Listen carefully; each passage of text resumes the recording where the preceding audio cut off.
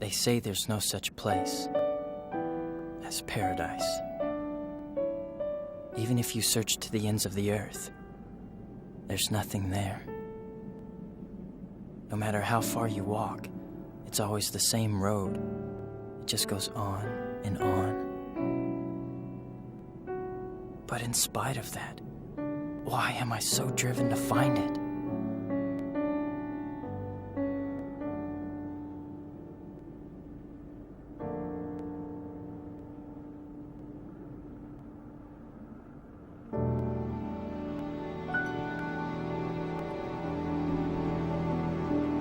A voice calls to me.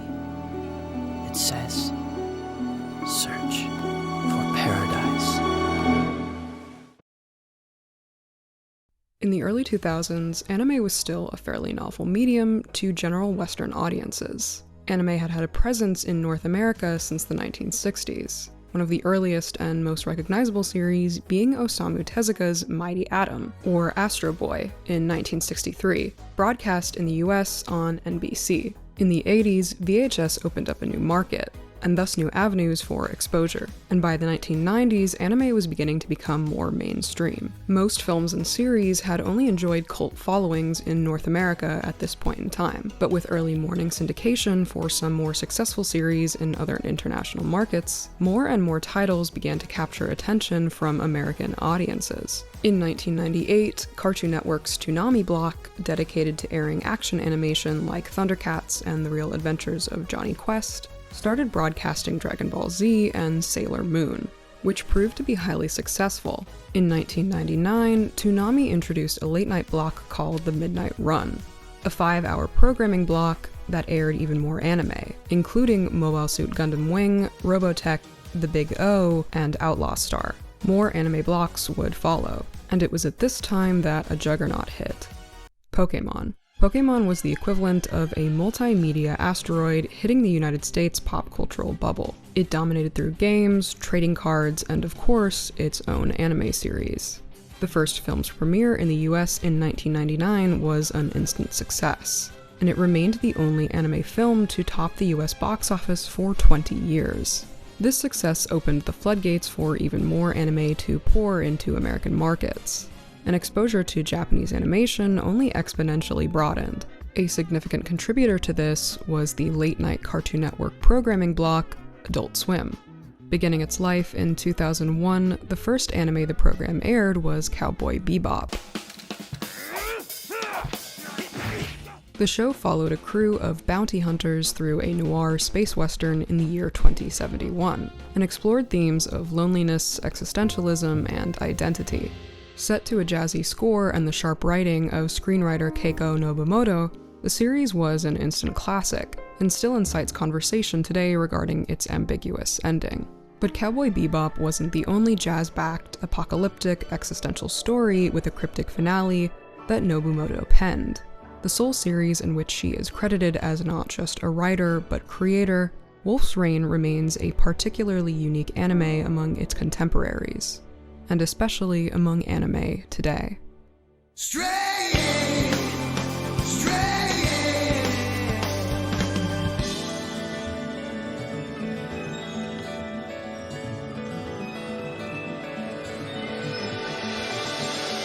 Wolf's Rain premiered in Japan on the station Fuji TV in January 2003, and in the US on Adult Swim in April 2004. It was produced by Studio Bones, known today for work on Soul Eater, My Hero Academia, and both Full Metal Alchemist series. Nobumoto acted as writer and story editor. Toshihiro Kawamoto, Studio Bones founder and director, created the character designs, and Tensai Okamura acted as director for the show. The series takes place in a post-apocalyptic world, set 200 years after a mysterious cataclysm that left the planet in a ruined state, and wolves seemingly extinct. Wolves? No, there's something I haven't heard about in a long time. Not since my grandpa was alive. What remains of humanity, scattered across various cities in between barren landscapes, is ruled over by a class known as the Nobles. The story begins in Freeze City, where we discover that wolves still exist and are voraciously hunted by a man known as Quent Yaden. While the populace sees wolves as creatures out of fairy tales and history, Quent believes them to be demons, convinced they're responsible for the death of his wife and young son. He travels from place to place with his dog Blue, motivated only by revenge to rid the world of the very last wolves. But that goal is proven to be easier said than done, because in this world, just as people see wolves as creatures of myth, they possess some supernatural capabilities. Wolves can cast illusions, hiding themselves in plain sight among humans. One such wolf is Sume, who has shed his nature to run a gang, organized to scrounge food and supplies from the wealthy in order to feed themselves. They have strength in numbers to ensure their survival, but this gang is not a pack. Sume intentionally distances himself from these men and actively looks down on them. Though he commands power, influence, and respect among this band, he is only running from who he used to be, and internalizes a deep resentment towards himself and other wolves. Sume's Japanese voice actor, Kenta Miyake, stated in an interview, "Sume always speaks in a harsh manner, such as talking down. Despite Sume's seemingly tough nature, he was the most naive and the most timid." This complex and often barbarous attitude first rears its head when Sume encounters Kiba, the series' lead protagonist. Like Sume, Kiba is somewhat of a loner, but his pride prevents him from deigning to disguise himself among humans. He came to Free City following the scent of what he says was a lunar flower, a mythic flower said to bloom under moonlight. After a run-in with Quent, however, Kiba is taken by authorities, who cage him and interrogate the hunter. It's at this point we meet Hub Lebowski, a detective who is intrigued by Quent's insistence that he shot not a dog, but a wolf. You don't honestly believe that we wiped those things from the face of the planet, do you, Detective? The last appearance of a wolf was over 200 years ago. Just how do you propose they survived all this time? His fascination grows after inspecting the body of a boy in Sume's gang that he failed to save, discovering bite marks in his skin. He asks his ex-wife, Cher, a scientist employed by the city's noble ruler, but she denies that wolves still exist. So, do you think it's really a wolf? I don't know. I've never seen a real one before. Cher's research revolves around a girl named Cheza, also called the Flower Maiden. She is supposedly the test result of arcane science and alchemy, a human incarnation of the lunar flower, the key to opening a place known as Paradise. According to legend, at the end of the world, Paradise will appear, but only wolves will know how to find it, guided by the lunar flowers. Cheza has been awakened by Sume and Kiba's encounter, her presence having drawn Kiba to the city in the first place. It's also drawn another character named Hige, who helps Kiba escape.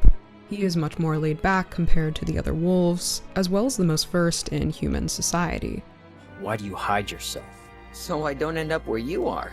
These people are terrified of us, so, if we look like them, they pretty much leave us alone. Kiba reveals his mission is to find Paradise, and Hige joins him in search of Cheza. Before they can get to her, however, a masked figure, a noble somehow capable of seeing through their disguise, kidnaps her and escapes the city. Cher is sent with the military to recover her, leaving Hub a clue referencing Quent's theories about wolves, piquing his curiosity further. Meanwhile, Sume encounters another young wolf by the name of Toboe, who had lived with an elderly woman until her death. Naive and alone, he seeks Sume's companionship after he helps him escape from Quent, but Sume remains closed off, and his unwillingness to fully trust anyone is seemingly proven right when his gang betrays him to the police for immunity.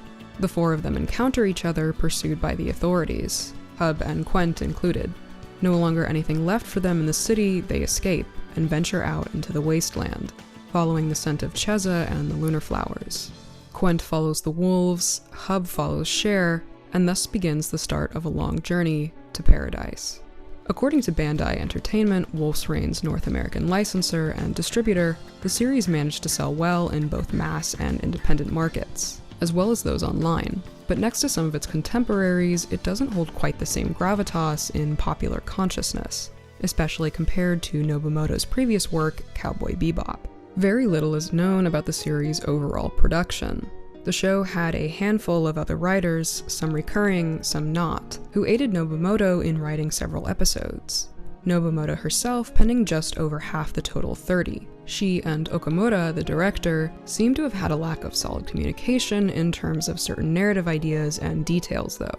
In an interview with Anime News Network in 2017, Okamura stated, "Well, I was the director on Wolf's Rain, but the story writer was Keiko Nobumoto. However, I'm not sure if we had a very full communication about all that. When Nobumoto-san wrote the story, she was sort of intrigued by the two different aspects of wolves. Being noble, the dignified existence of wolves in folklore, and the very violent character of real wolves, and how it's a conflicting characterization. Not much is publicly known about this working relationship and exactly what kind of hurdles the crew dealt with regarding the gap in understanding between the writer and director, nor whether this was even a significant obstacle in production at all. But that idea is very much intact when looking at the show we know today. One of the series' most pervasive themes is that of true savagery.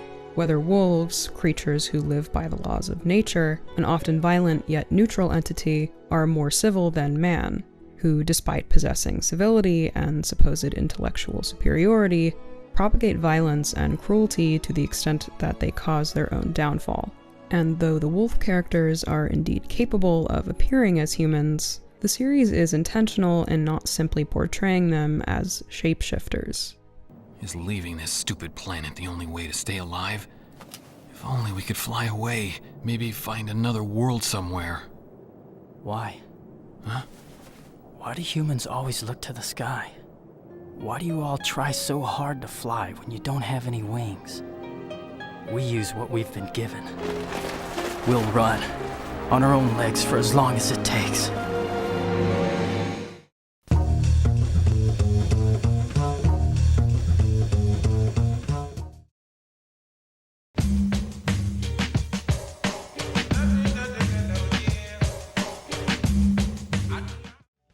It was at this point in time that animation in both the East and the West was making the transition to digital production.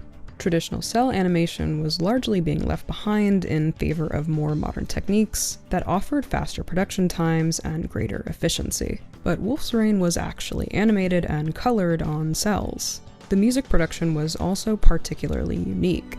The show's score was composed by Yoko Kanno, another alumnus of Cowboy Bebop's production crew. She's also known for her work on Vision of Escaflowne, Space Dandy, and Ghost in the Shell standalone complex. Kanno's score captures both the spirit of fantasy and deep melancholy that characterizes this world. The music feels highly operatic and informs the emotion of the series, as well as its tone to a huge degree, emphasizing the grandiosity of the conflict and the importance of the protagonist's journey. Kanno collaborated with a number of other artists on this production as well. Ilaria Graziano, Raj Ramaya, Joyce, Maya Sakamoto, and Steve Conti contributed their vocals to several tracks, while Kanno arranged and wrote all of the music. The Warsaw Philharmonic Orchestra also performed 2 tracks on the album, Tiptoe Waltz, and one of the most moving pieces of the score, My Little Flower.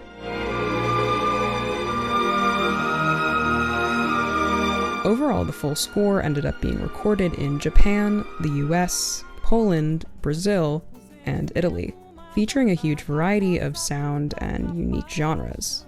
Kanno said regarding crafting the soundtrack in an interview with Forbes, "I felt there was a similar connection to the world of Cowboy Bebop, that everything has been devastated. The main visual in my head was with wolves running in the fields covered with snow. So for that I visited Yellowstone National Park. The sense was that if wolves were going nearly extinct, it was whether they would or would not be able to find their friends in such a devastated world." Steve Conti, who had collaborated with Kanno before on Cowboy Bebop, recorded the opening theme, Stray. A deeply different intro compared to what typical shonen anime offered. Not only is it sung in English, but it's a somewhat laid-back track, reminiscent of American alternative rock or pop rock, particularly from the 80s and 90s. A supremely clever blend of both the visuals and audio is the guitar hitting a pitch at the song's end in time with a howling wolf, mirroring and recalling the sound of an actual howl.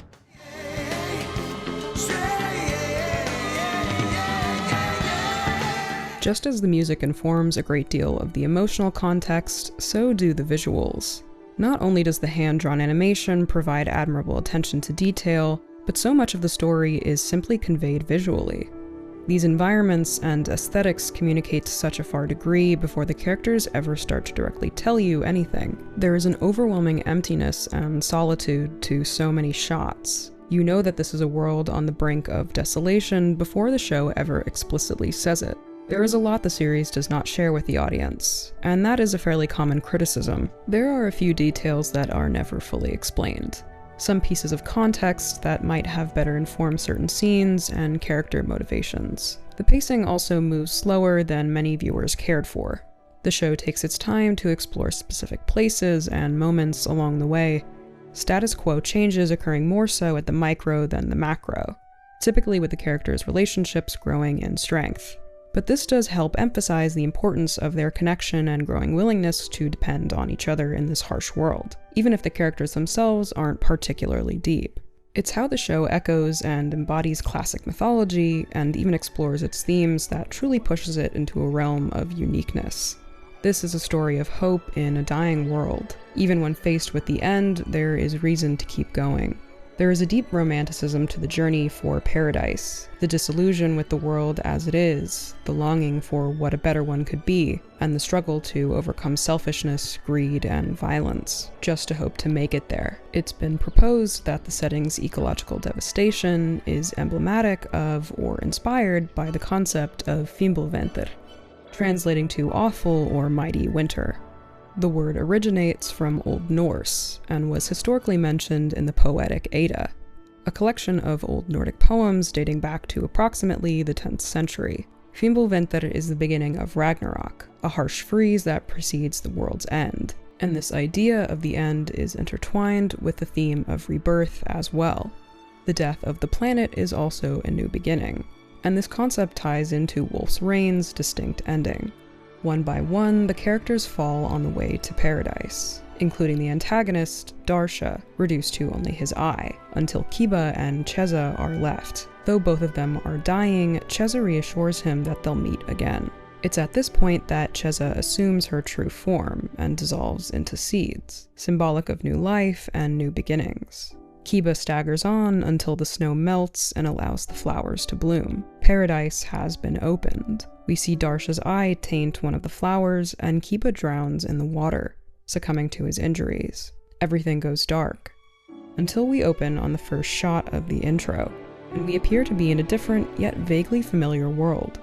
We see each of the characters alive and isolated, much like at the series' beginning.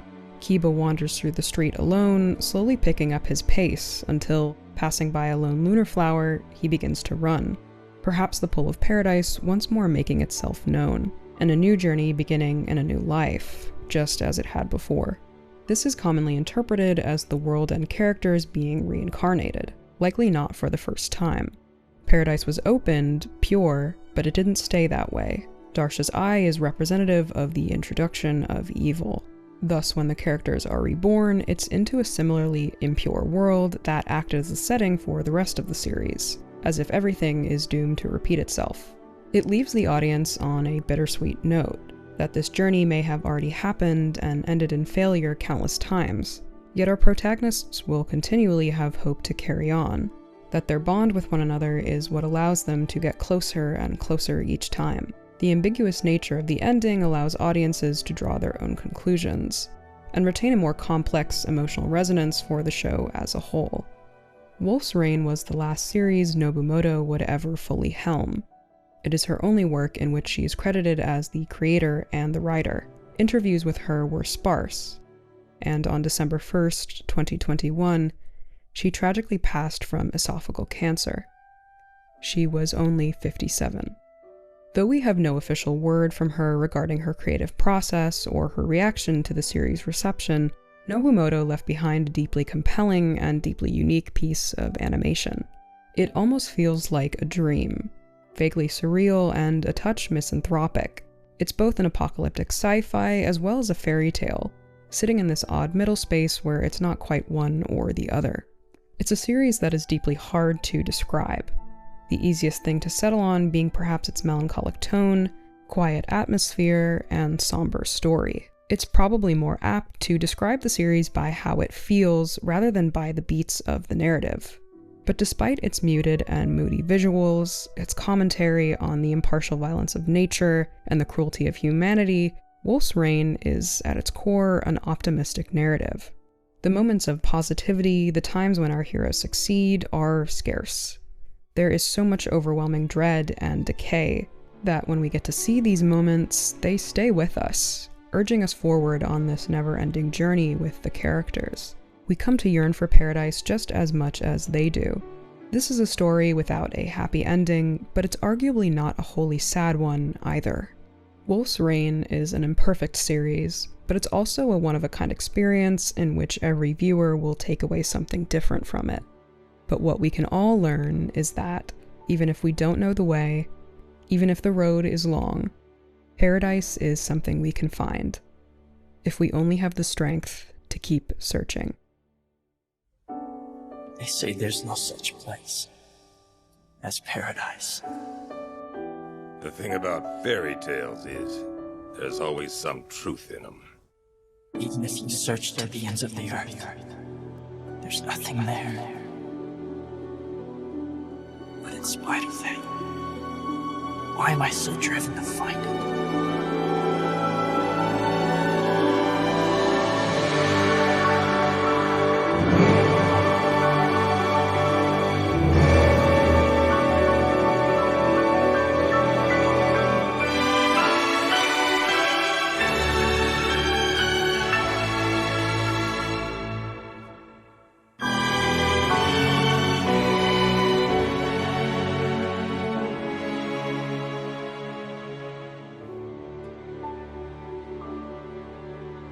I hear someone's voice calling to me.